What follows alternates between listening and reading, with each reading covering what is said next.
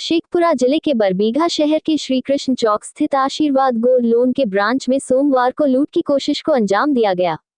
हालांकि branch manager की सूझबूझ के कारण ब्रांच लूटने से बच गया। लुटेरे वहां से दुम दबाकर भाग खड़े हुए। दरअसल 4 लुटेरे ब्रांच में लूट की नीयत से घुसे और मैनेजर व अन्य कर्मियों को अपनी बातों में उलझाकर कट्टा निकाल लिया। तभी ब्रांच के मैनेजर ने सूझबूझ दिखाते हुए इमरजेंसी अलार्म बजा दिया। अलार्म बजते ही लुटेरे वहां से रफूचक कर हो गए। कर्मियों ने बताया कि सभी लुटेरे बॉडी बिल्डर टाइप दिख रहे थे।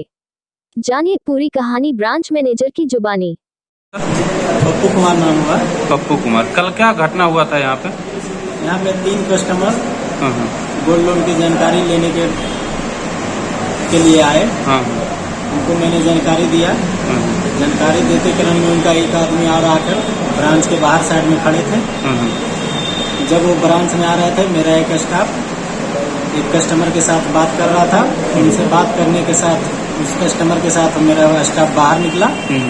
मेरा स्टाफ को बाहर निकलते वो लोग देखे, तो वो लोग देखे। फिर हम उनको अपने गोल्ड लोन के बारे में जानकारी दे रहे थे। मैं यहाँ का ब्रांच हेड हूँ। मैंने जब जानकारी देने लगा तो उसने बोला कि आपका जो स्टाफ बाहर गया उसे अंदर बुलाइए, जो वो बढ़िया से समझाएंगे, हमें उनसे समझना है। हमें डाउट गया कि मैं यहाँ का सीनियर हूँ, हमसे बेटर यहाँ कोई समझा नहीं सकता है अपने गोल्ड लोन के बारे में। तो मैंने डाउट हुआ तो हमने बोला कि ठीक है, मेरा स्टाफ बाहर ही है, हम उसे कॉल करके बुलाते हैं। और मैं टेबल से उठ के फोन लगाते हुए अंदर केबिन में अंदर एंट्रेंस में अंदर आ गया।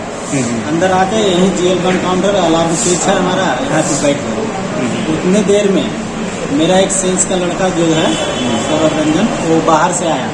वो जब अंदर एंट्री करने लगा, उसी के साथ वो जबरदस्ती वो लोग भी अंदर एंट्री करने के लिए सोचा। तीनों लोग एंट्री करने के लिए सोचे। तभी मैंने यहाँ अलार्म का स्विच ऑन किया और अलार्म बजने लगा। अलार्म बजने लगा तो उन लोग ने हथियार निकाला, धमकाने लगा कि मार दो गोली। कौन सा हथियार था उसके पास? उसके पास कट्टा छोटा वाला राइफल था। कितना आदमी के पास? तीनों के पास, 3 अंदर में थे, तीनों के पास था। उसके पास उसके बाहर वाले के पास हमने नहीं देखा, लेकिन 3 अंदर थे। 2 गेट के पास निकाला, एक हम मेरे सामने निकाला।